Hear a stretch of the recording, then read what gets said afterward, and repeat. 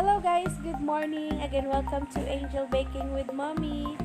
So ngayon, gagawa tayo ng Basic Chiffon Cake. So, ayan, sa mga baguhan po at hindi pa po nakasubscribe sa aking channel, please do subscribe and click the notification bell para updated po kayo sa aking mga bagong upload na videos. So, by the end of this video guys, gagawa ko ng costing kung magkano nyo to ibenta at kung magkano po ang kikitain nyo dito. So, start na tayo guys. So, before po tayo mag-mix ng ating mga ingredients, prepare muna natin yung ating baking pan. At ang baking pan na to guys ay 10 by 3 na size. Nilagyan ko lang siya ng butter at papel para hindi po didikit yung ating cake at para po madali siyang makuha. So, ito po ang mga ingredients natin kakailanganin. 8 pieces na itlog, 2½ cup cake flour, 3/4 cup milk, 1/2 cup oil, 3 teaspoon baking powder, 1/2 teaspoon salt, 1/2 cup white sugar, and 1 cup white sugar, and 1 teaspoon cream o tartar. So, separate lang po natin yung egg white tsaka yung egg yolk. So, kailangan po sa egg white po, sa ating meringue, kailangan po walang mahalong egg yolk. So, at kailangan malinis po at walang tubig po yung ating bowl para perfect po pagkagawa po ang ating meringue.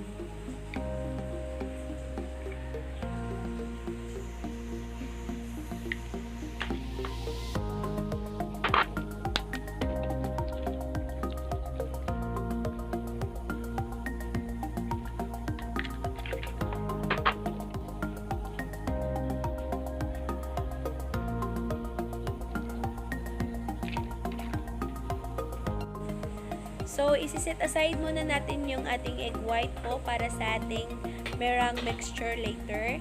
At unahin muna natin yung ating egg yolk butter mixture. Sa egg yolk po, isasama natin doon ang ating 1/2 white sugar, 1/2 oil, 3/4 cup na gatas, at ihahalo lang po natin para ma-melt po yung ating asukar. So, once melted na po yung ating asukar, isasama natin ngayon ang ating dry ingredients.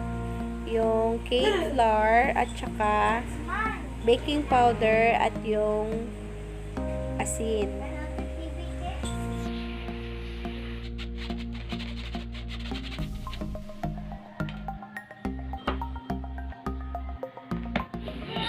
At ihahalo na natin hanggang makombine po lahat.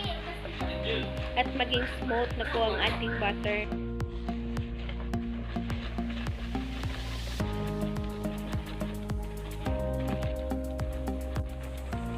Sa part na to guys, kung mayroon kayong hand mixer or stand mixer, mas okay yun. Pero sa akin, mas preferable ako gagamit ng wire whisk kasi once na smooth na yung ating butter or combined na lahat or melted na ang ating sugar, okay na sa akin yun.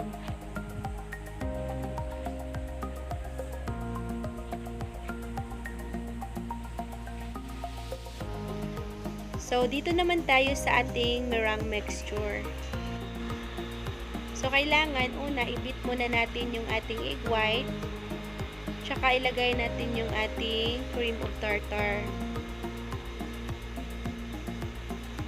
I-beat ulit. At gradual po ang paglagay ng ating white sugar. So, until soft peak po ang ating consistency dito sa ating meringue.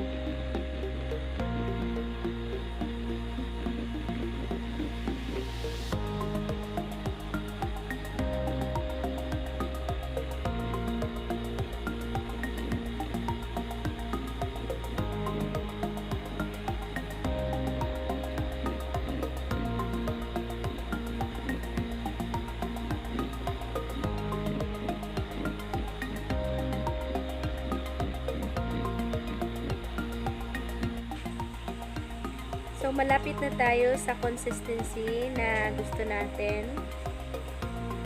Huwag po nating i-overbeat po ang ating meringue kasi once mag-overbeat po siya, hindi na po malambot ang ating chiffon cake.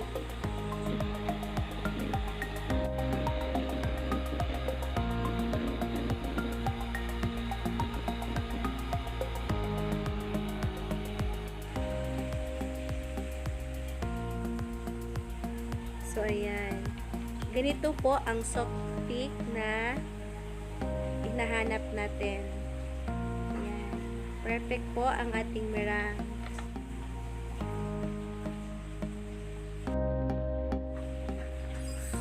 So, ngayon, haluin muna natin kaunti ang ating butter mixture. At pagkatapos, i-combine natin yung ating meringue mixture sa ating butter mixture. So, as you've noticed guys, ang meringue po ang inilagay ko sa egg yolk. Kasi, mas magaan siya kaysa egg yolk mixture. Kasi, once po na yung egg yolk mixture po ang inilagay natin sa meringue, makukulaps po at may tendency po na titigas ang ating cake at hindi po maganda ang kanyang tubo.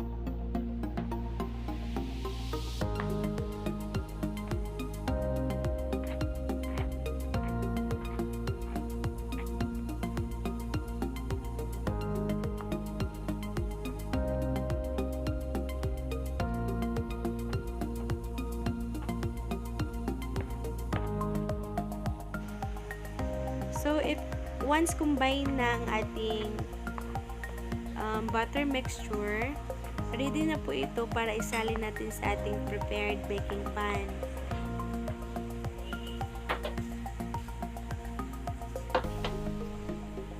Ayan. Super smooth po ang ating butter na ginagawa.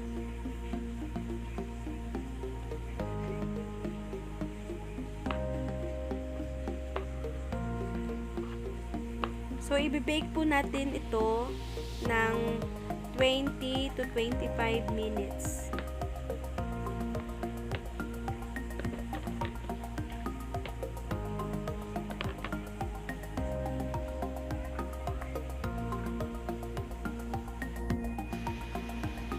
So, ito ngayon ang aking oven. I-preheat ko lang hanggang sa 100 degrees Celsius.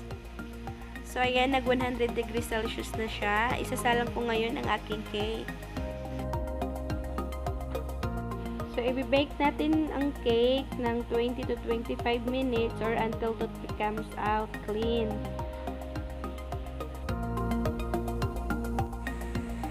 So, ito na ang ating chiffon cake.